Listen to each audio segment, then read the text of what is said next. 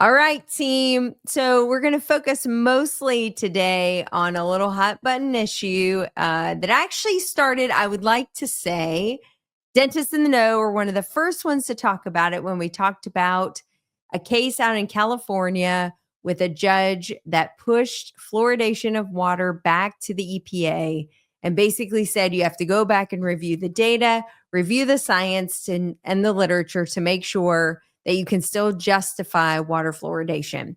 So that happened about 2.5 months ago.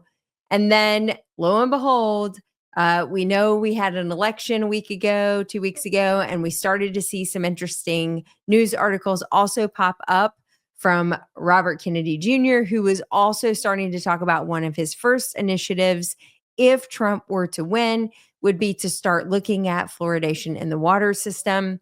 He also believes that the fluoridation of water may be contributory to some other health conditions. I think we're all just sort of relying on literature, frankly, to continue to tell the story. But the interesting thing is, he also cited that case out of California that pushed it back to the EPA to say, okay, we've been doing this program for 40, 50 years now. It's time to start showing the literature for or against the program. We should have enough data.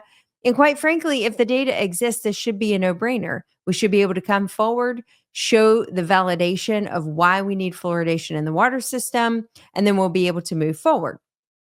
We'll see if that actually happens. I don't know.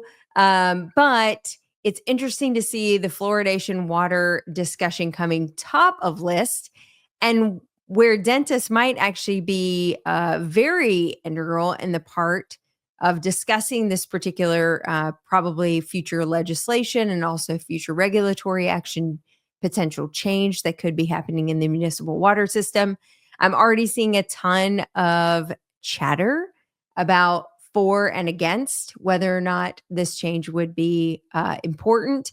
But again, I always go back to the data and the literature. We don't actually have to argue the merits of the program for or against. We just have to look at the data to justify the decision. So, if what we believe is true, and if as dentists we believe that the fluoridation of municipal water sources has value to the general population, then the data should support that.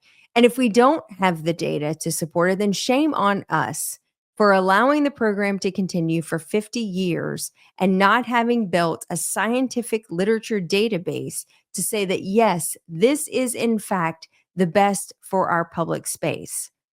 And let that be a challenge. You now are on the clock. It is time to start gathering that data to determine whether or not this is in the best interest of public health.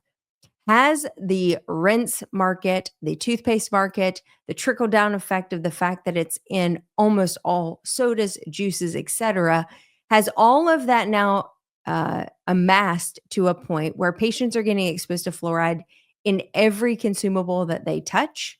We should know these things. We owe that to the population, to the patients that we have sworn to protect.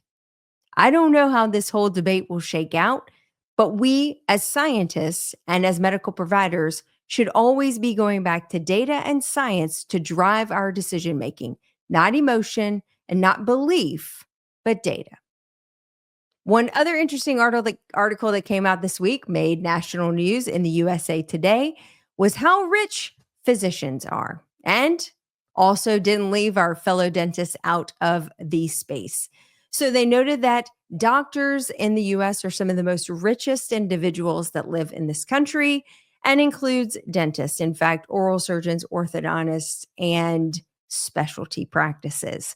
Now, the interesting thing about this, that I have to take a bit of issue with the paperwork. I don't know how many physicians are self employed. I couldn't even venture to guess, frankly. But I know that a good percentage of dentists and dental surgeons and specialty practices are self employed. Now, let me tell you, if you're basing it off of my tax records, I look way more rich than I actually am. Why? Because I'm a small business and we have pass through income that comes through the profitability of the practice, not the actual income that comes home to the practitioner. So I do take a bit of umbrage of this particular article to say that maybe We should be citing the source of where the income statistics are coming from because those individuals that are reporting an income of 400,000, 500,000, whatever, is the profitability of that practice and not necessarily the amount of income that they are allowed to take home, because most of that profitability is then going to pay the debt services on their mortgage payments in their practice and the technology investments they are constantly making. Because as we know, dentists are constantly striving to be on the cutting edge of the technology that's being offered. And we provide a fantastic high level service to our patients that comes often at the cost of the take home pay for their practitioners. And with that, that's the news.